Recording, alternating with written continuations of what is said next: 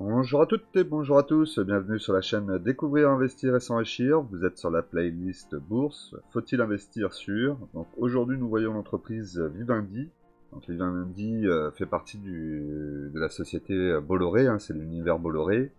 Donc ça m'intéresse en plus de regarder un petit peu les fondamentaux de cette société qui risque d'être démantelée dans pas longtemps. Donc il pourrait y avoir plusieurs intérêts à venir investir sur ce dossier.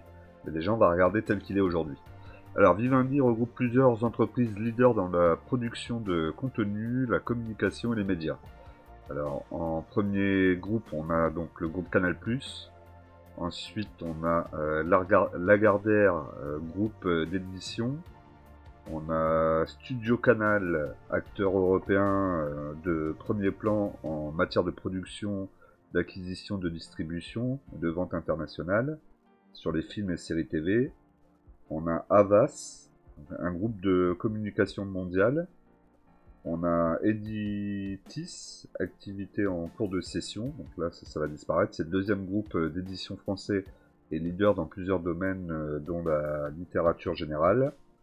On a Prisma Media, leader en France de la presse magazine, des vidéos en ligne de l'audience digitale quotidienne.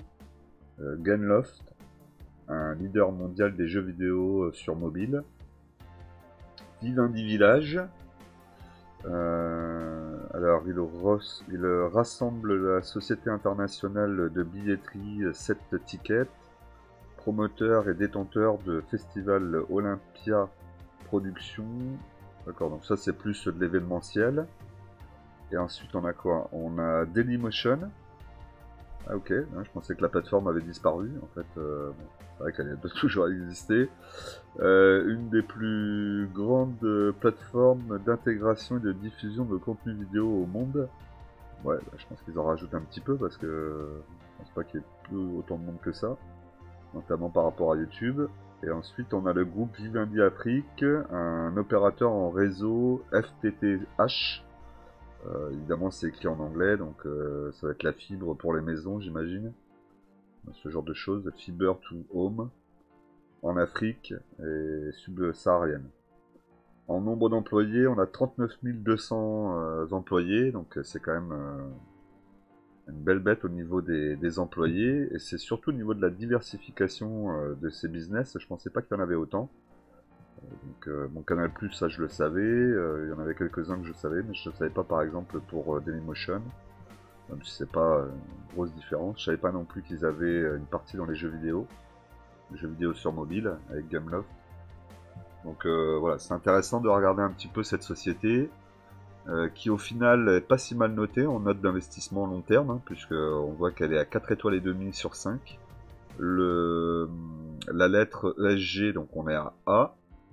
Là, si on regarde, on est plutôt pas mal, hein. Valorisation, consensus, visibilité, momentum et fondamentaux. C'est pas si mal que ça, hein. Notamment valorisation et consensus. Donc on va aller regarder tout ça, on va peut-être avoir une bonne surprise. Pour le moment, ça le semble déjà, ne serait-ce que par sa diversification, comme je vous ai dit. Mais on va aller regarder un petit peu plus loin. Alors, au niveau de la société, donc c'est Bolloré, donc j'imagine que Bolloré a une grosse partie. On a ici Bolloré SE, 29,90% de la société. Vivendi en dessous SE aussi qui possède une partie évidemment.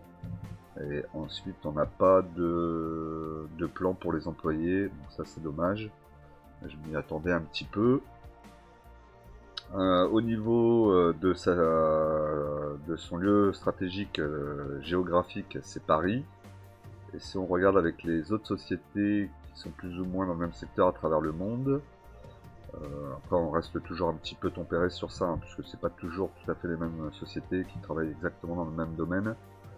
Mais bon, ça donne un indicateur. Sur 3 ans, on voit que la moyenne est à plus 171 quand ils sont à moins 20, moins 4, plus 4 pardon, sur un an alors qu'ils sont à plus 24 sur la moyenne, moins 4 sur 5 jours, moins 2,48 sur la moyenne, moins 0,67 pour moins 1,98 en variation.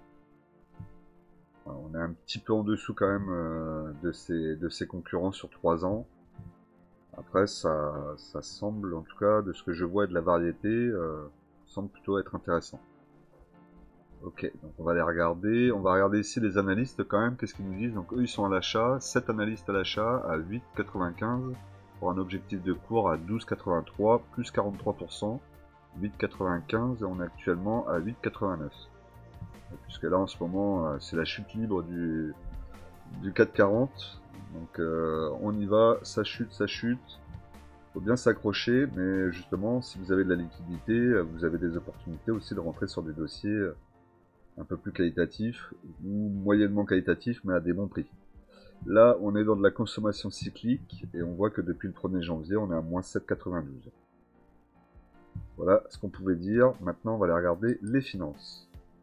Je vous rappelle que l'investissement en bourse peut provoquer une perte partielle ou totale de votre capital. Vous ne devez en aucun cas copier ou reproduire mes prises de position. Je ne suis pas un conseiller financier, mais un particulier qui investit en bourse à titre personnel.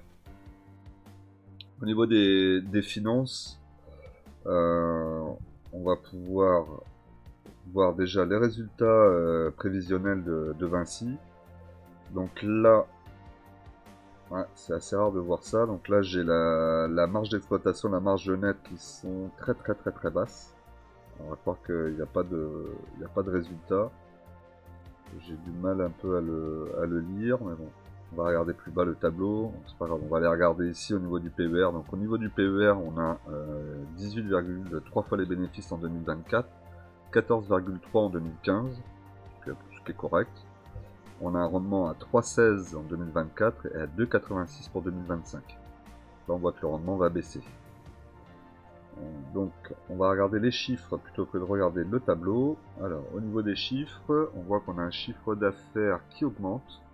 Donc, 10 milliards 510 millions en 2023 pour 18 milliards 711 millions en 2024. Plutôt pas mal, hein, une belle augmentation. Plus 78,03%. C'est pas rien. L'EBITDA qui suit, lui aussi il augmente plutôt pas mal, hein, 58,41% entre 2023 et 2024, ça restera à confirmer quand même. Ici on peut regarder quoi, les intérêts payés. Donc, les intérêts payés restent plus ou moins stables avec une légère baisse. Résultat avant impôt, on est en 2006 à 6 millions, 600 millions 80.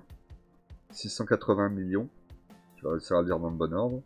Pour 2024, 988 millions. C'est pas mal, hein, c'est plutôt pas mal du tout. Et si on regarde au niveau du PER, donc le PER 2024, il est un petit peu au-dessus de sa moyenne historique, puisqu'on est moyenne sur 4 ans, pardon, pas historique. On a 16,6 fois les bénéfices, et là pour 2024, on va être un petit peu en dessous. 2025, on sera sous la moyenne des 4 ans, et 2026 aussi. Au niveau du rendement, 3% de rendement, donc là on est un petit peu au-dessus, il me semblait, on était à 3,12, donc on est quasiment sur la moyenne des 5 dernières années, et pour les 2 années à venir, on sera légèrement dessous.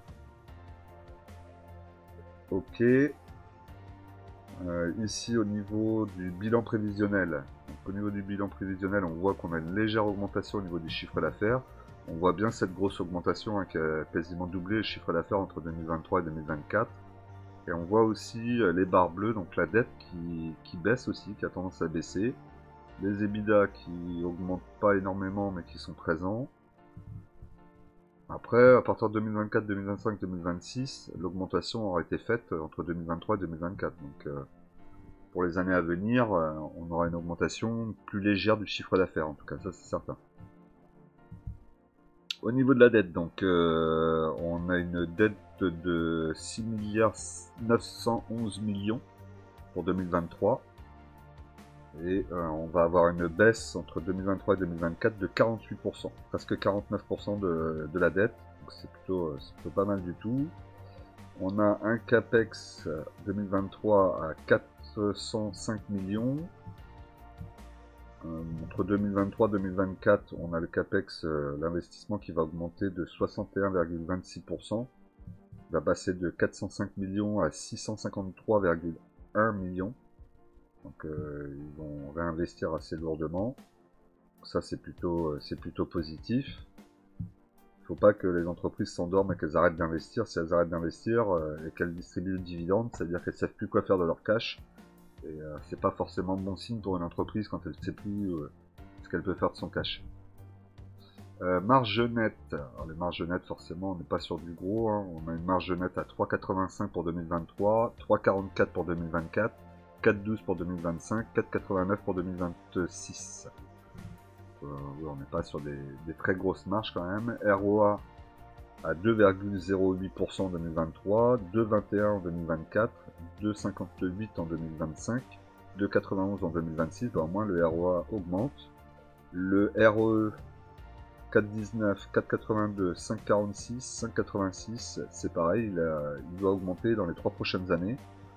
Ça c'est plutôt positif.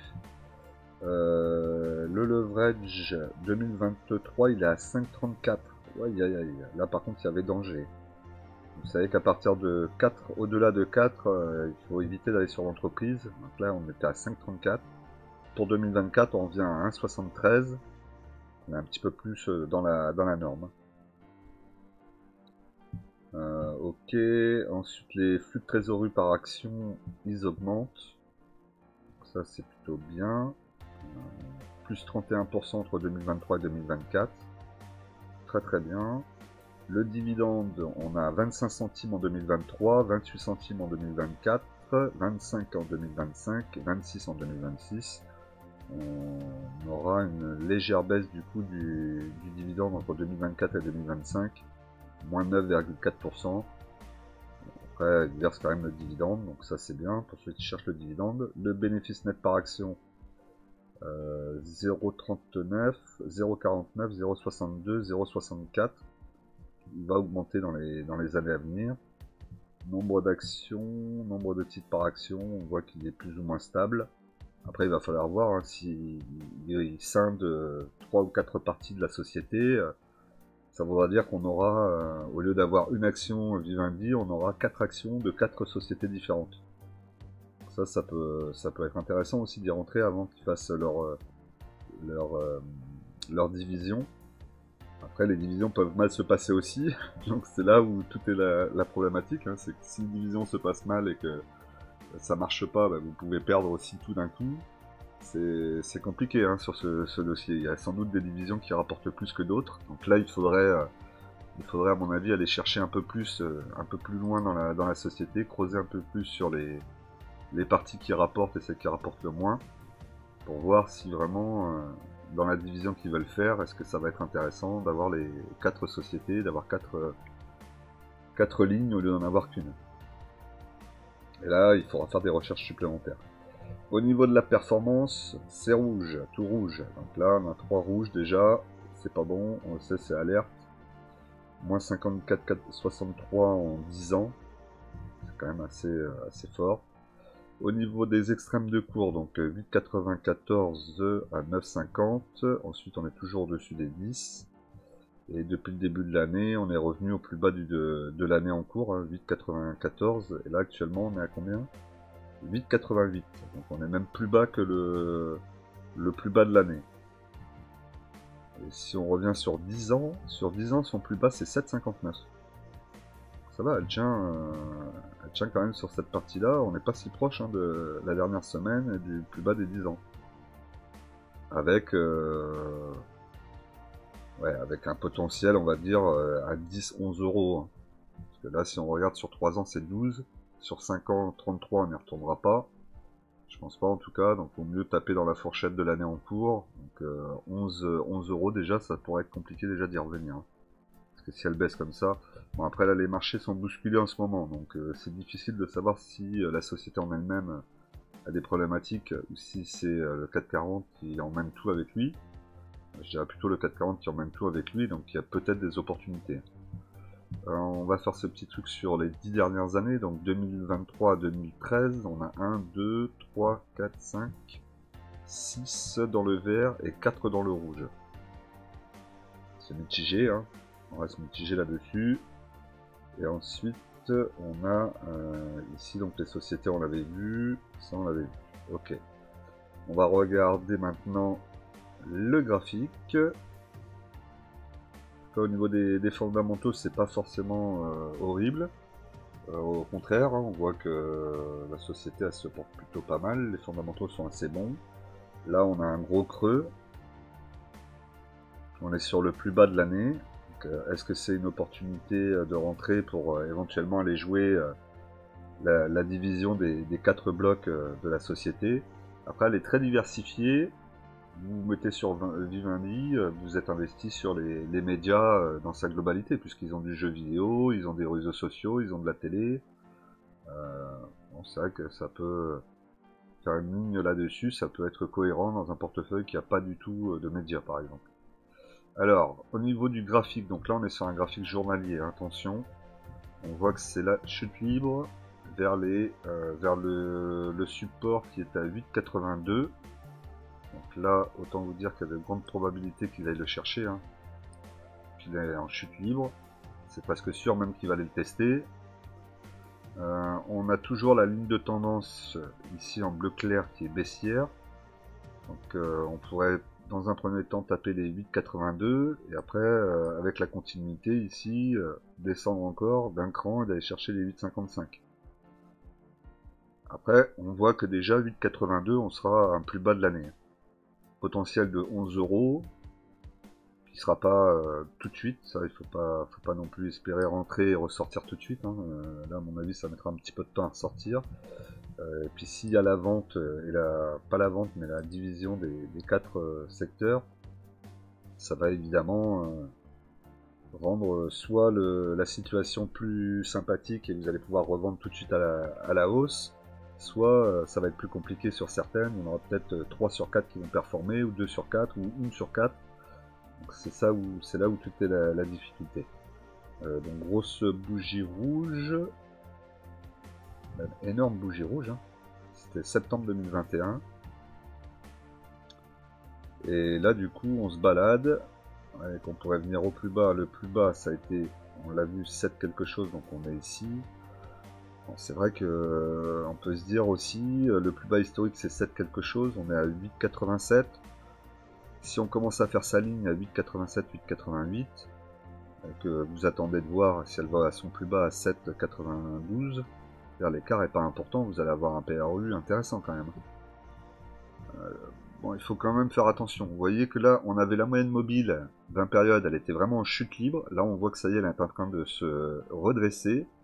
Elle revient un peu plus linéaire, donc ça devrait travailler dans ce sens-là, pour ensuite se décider à partir à la hausse ou à la baisse. Mais on l'a vu, hein, la baisse ne serait pas très très bas finalement. Les moyennes mobiles 20 périodes est à 13,72 € et la moyenne mobile 200 périodes, je la vois pas, mais aux alentours de 17 quelque chose. Donc, et la moyenne 200 périodes en vert 18,25. Ouais, ça pourrait se jouer. En prendre quelques-unes, ça pourrait se jouer. Après, il faudrait avoir un peu plus d'informations sur quelle partie va être divisée, quel bloc avec quel bloc. Et, bon, j'imagine qu'il va y avoir sans doute une partie Canal+ qui va être séparée. Voilà, j'imagine ce genre de choses. Donc ça serait intéressant de creuser un peu plus, je pense, sur ce dossier. Comme d'habitude, hein, je compte sur vous pour vous abonner, pour liker, pour mettre des commentaires. N'hésitez pas, hein, plus il y a de commentaires, plus c'est intéressant. Partagez les vidéos aussi avec d'autres personnes. N'hésitez pas aussi à me donner des analyses que vous souhaiteriez que je fasse pour vous. S'il y a des actions qui vous intéressent.